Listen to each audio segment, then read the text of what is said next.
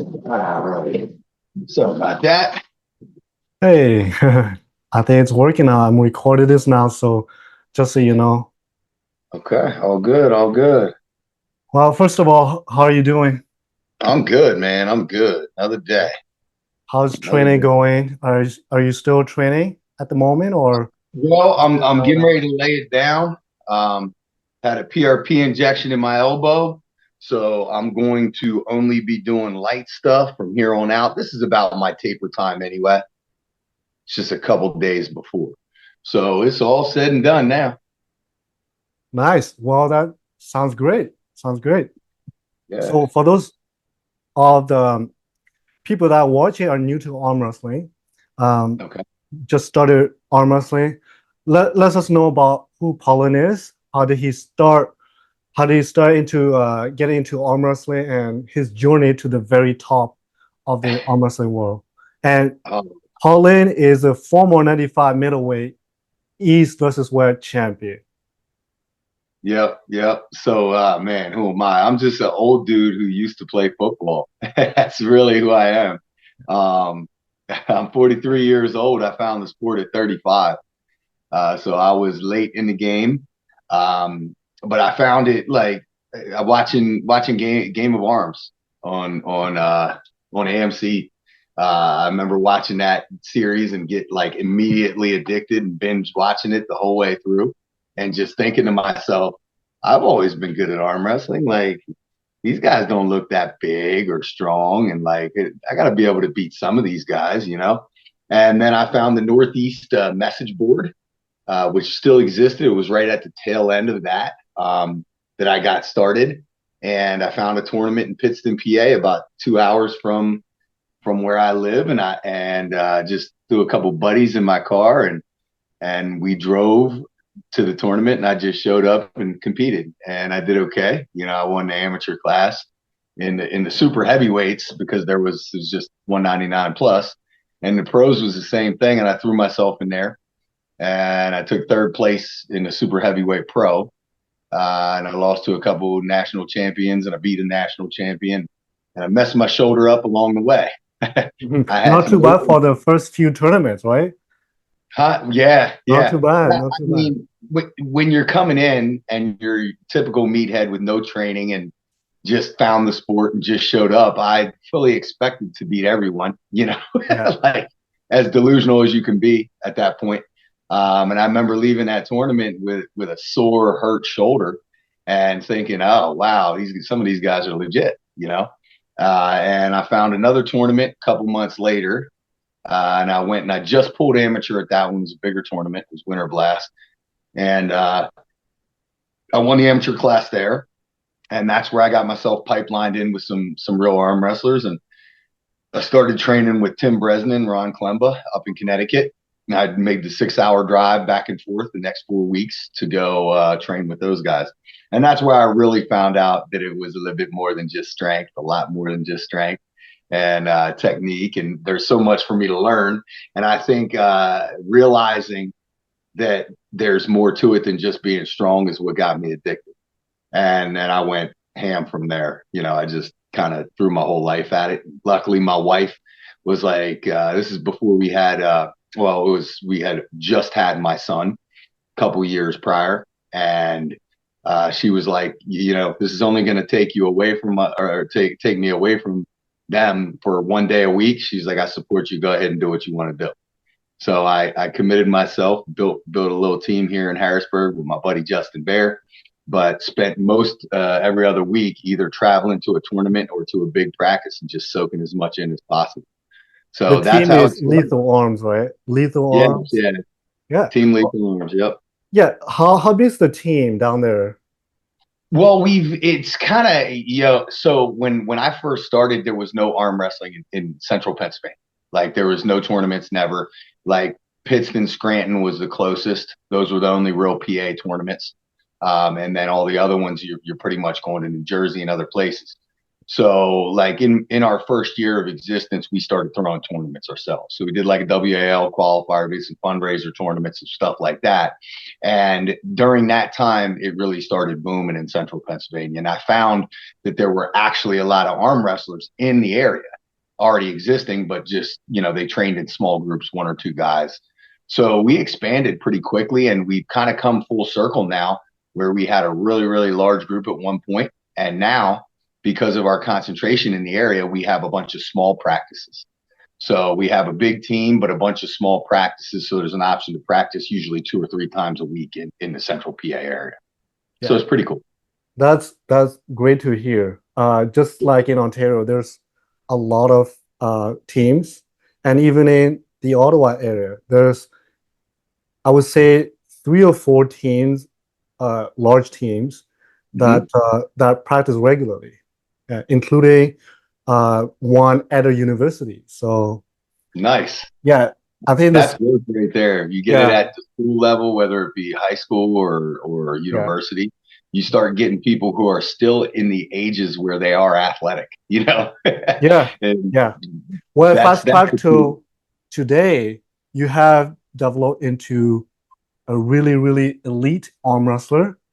And in my opinion, you have one of the best style, right? Hooking and a lot of horsepower involved in that part Yeah. of the pulling. And how would you describe your style of pulling?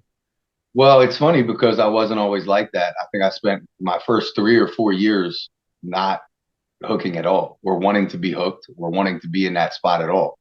So, traditional like learning, is going to tell you the path of least resistance is through your opponent's hand.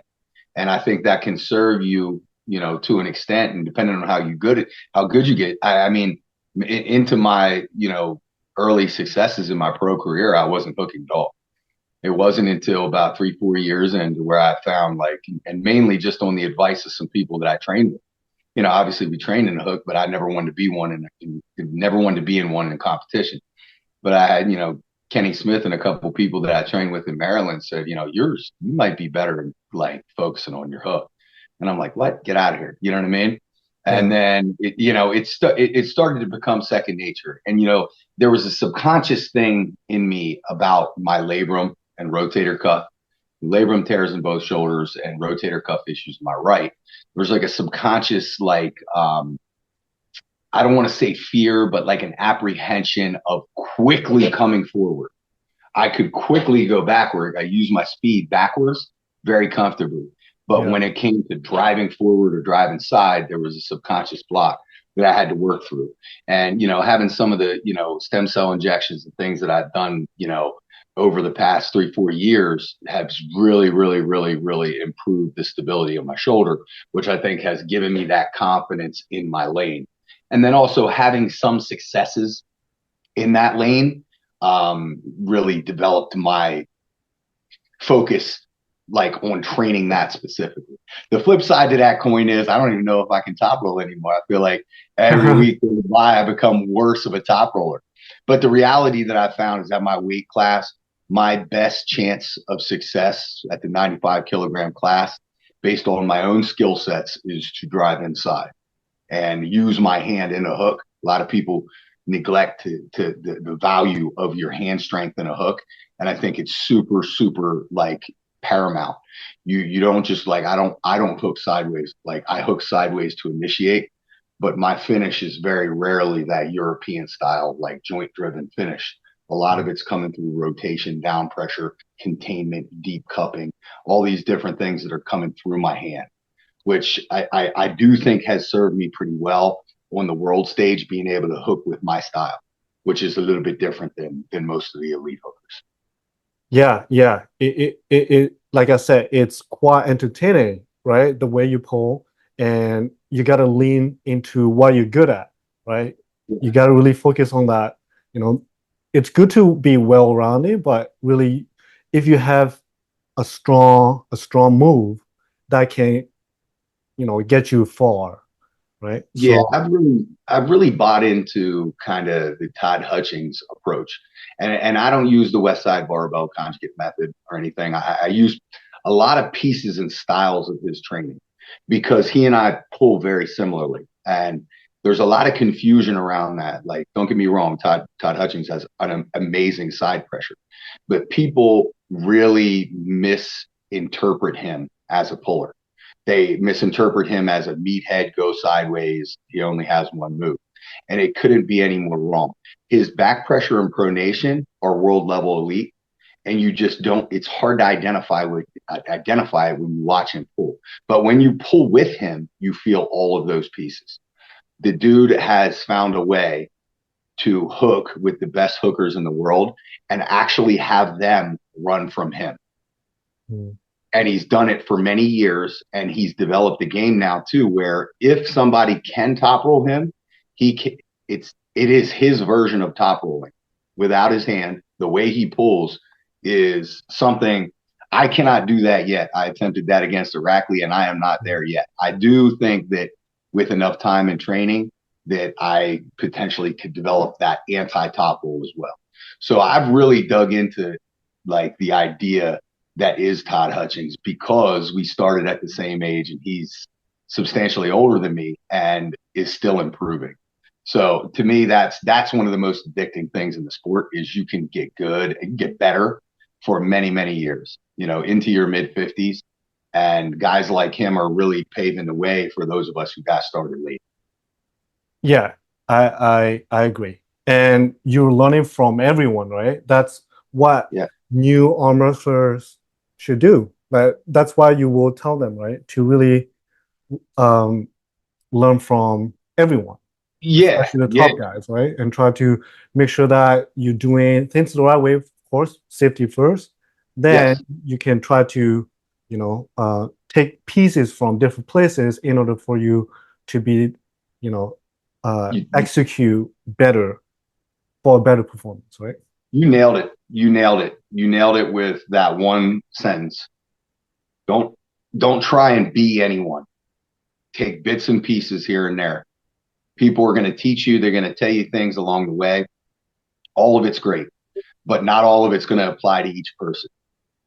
So it's one of those things where we're all a body of work, and that work is going to come from different places. And it took me some time to really adhere myself to like that concept of like, I cannot just emulate Devin or just emulate John in training or in style of pulling. I got to take bits and pieces from each person, and I have to identify which attributes some of these people have that I'll never have, and understand that I can't make myself into something I'm not.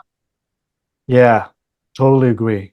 That's something that new pullers should think about and, try to really understand.